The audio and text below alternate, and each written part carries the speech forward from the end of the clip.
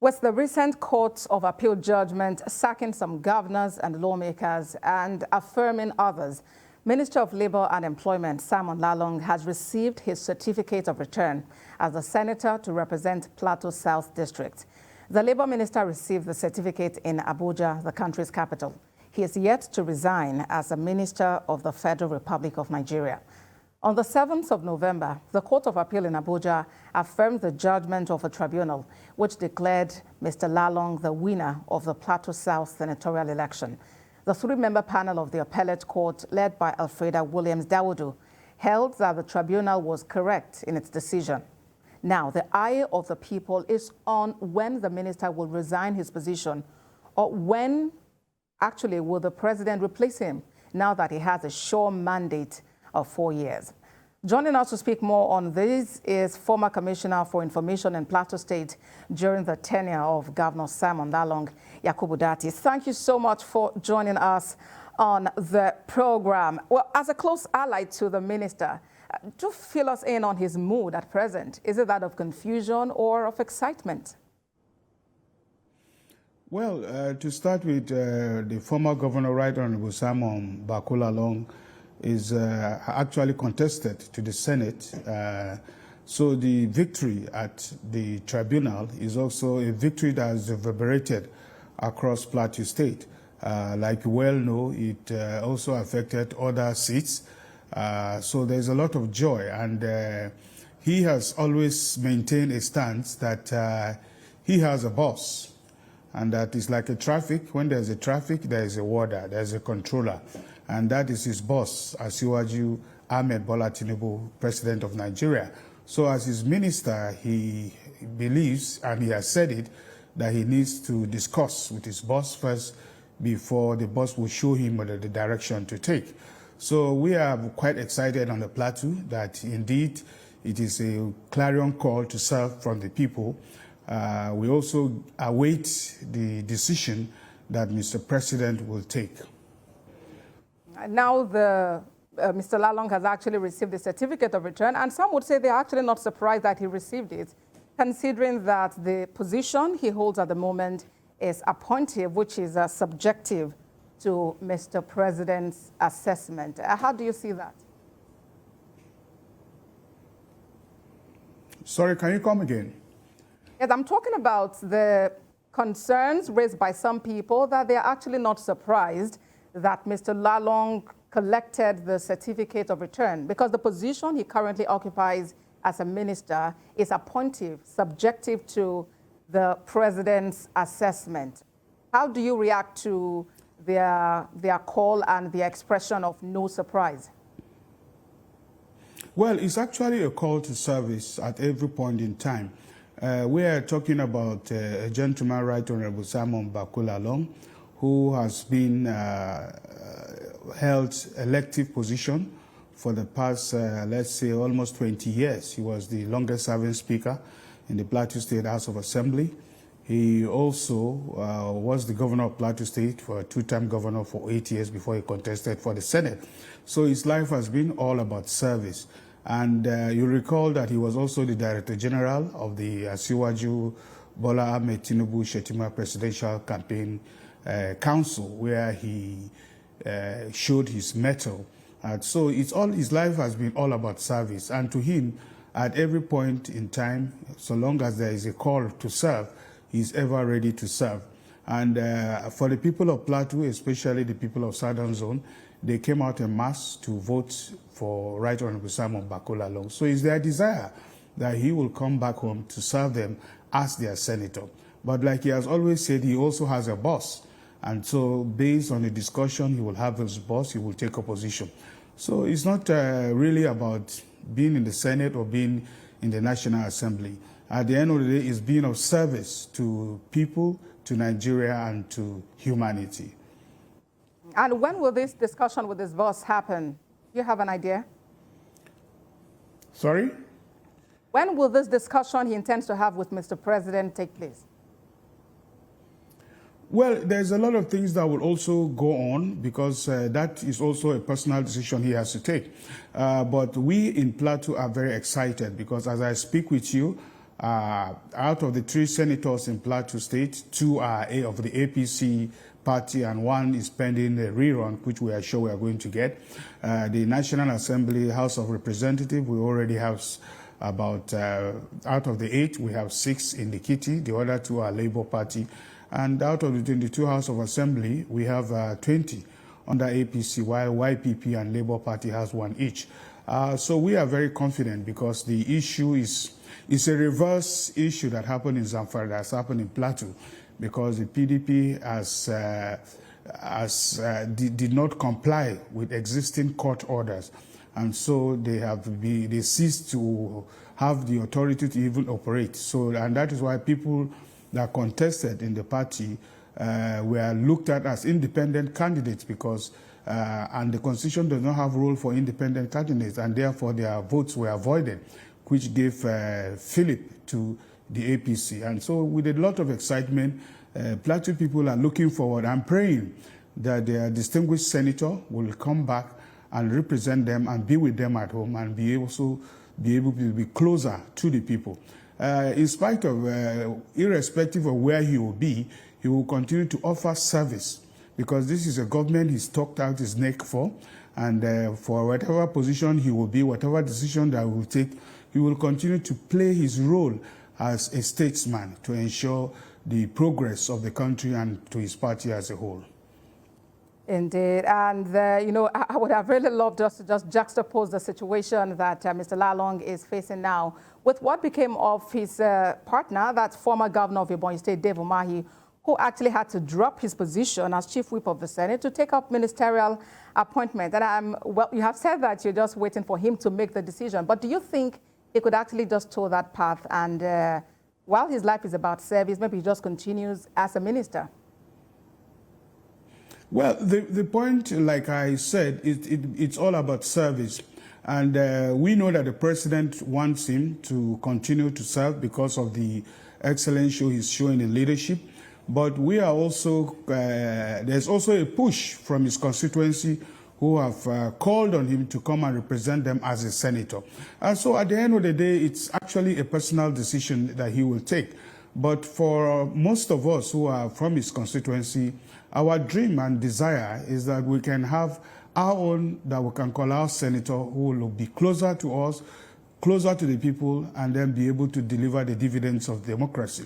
But in a bigger scale is the president, like he said, his boss, who will see the bigger picture and see where he fits in. Already in Plateau State, Lalong has already laid a very good foundation of peaceful coexistence, development, and inclusive governance, which has brought relative peace in Plateau for the past 8 years. And it is in that light that he also brought a successor, who is in the person of Professor Nentawe Yilwada, a development expert, renewable energy expert, and ICT guru, who has the desire to reach out to the youth, who has been reaching out to the youth, to be able to move the state a step further in that direction. And that is why there is so much excitement in Plateau State with the turn of events. And we believe that for wherever he is, whether he's a minister, Governor Lalong is as minister or as senator, he will continue to play his fatherly role in supporting the incoming government of Professor Nentawe Yilwada.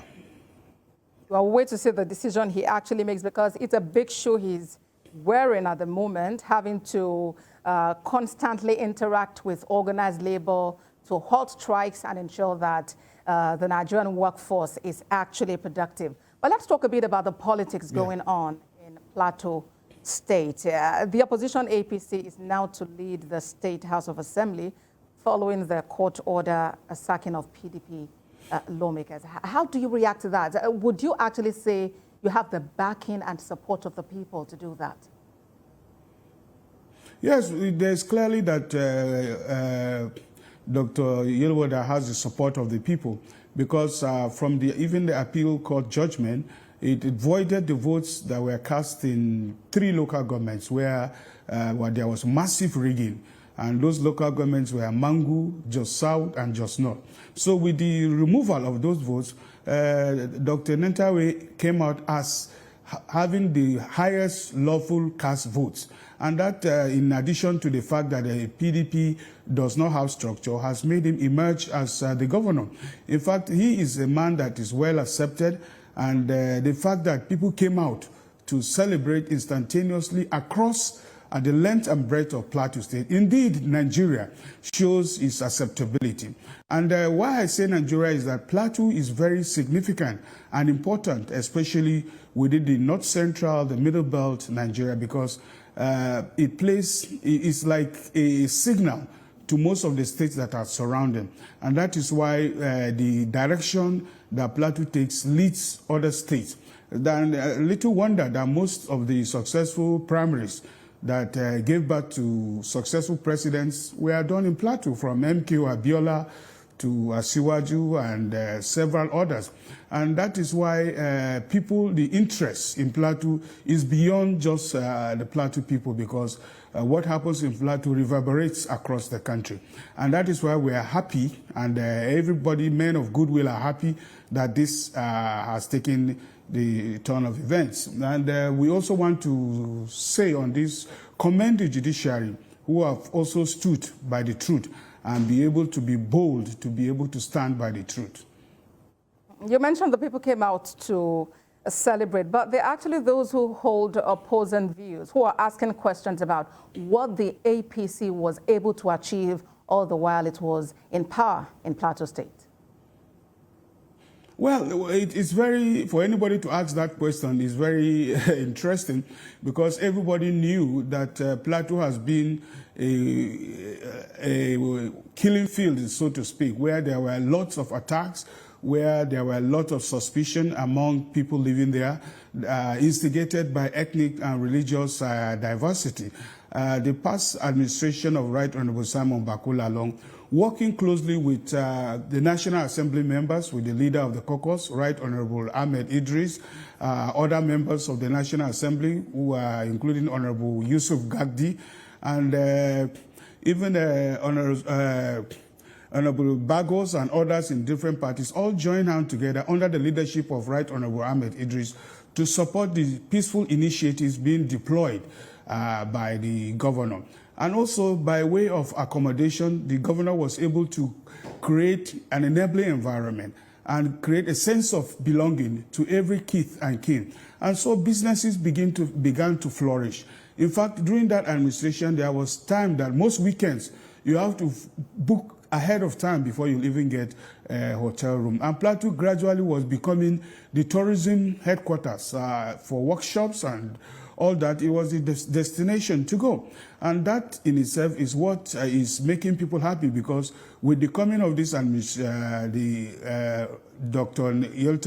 Yelwoda administration, it will build on those gains. For the past 6 months that the PDP has held sway, Plateau has been pulled back like another 8 years. All the gains are being reversed under the PDP. We witnessed a lot of bloodshed, a lot of attacks, and unfortunately, a lot of pettiness by the Governor Mutfwang administration. You can imagine when we are fighting on unemployment, the APC government gave more than 1,000 youths employment. And immediately this PDP government came in, he sacked all these youths that were offered employment. And that, I mean, even his supporters were wondering, what is this man up to? At the end of the day, these are part of the people that welcome the appeal court decision that sacked the Mutfwang administration. Mr. Dati, as it stands, just now we're showing a video showing the people of Plateau State actually welcoming the governor, Caleb Mutfwang, when he returned from Abuja. He received massive support, people gathering around him, celebrating for what he has done in the past 6 months. And you remember he has a right of appeal and has, as a matter of fact, indicated interest to appeal this judgment at the Supreme Court. So I'm wondering if your party is actually willing and ready to accept the verdict of the Supreme Court if it's not in your favor. Well, the fact remains that we are talking about a character who has perfected the act of doublespeak. This is the same governor that 3 days ago he was part of the delegation where the chairman of the PDP Governors Forum Governor Bala Mohammed spoke and said that the PDP governors have accepted the verdict, only to turn around and go to Jos and hire and gather hired crowds, pauperize people to the airport to come and welcome him. And the irony is that welcome him from where? This is a man that spends 4 days out of 7 days in Abuja. Every day is in and out. Prove that the crowd was actually hired? Is there any evidence to prove that? He has a right and he's choosing to appeal. Would you blame him for doing that? Well, the fact remains that if you accept the verdict of the judiciary and you join your party to say you accept it, why turn around to hire crowds that will come and cast aspersion at the judiciary? And that is the problem we're having, because we have a man who is double-faced in his activities.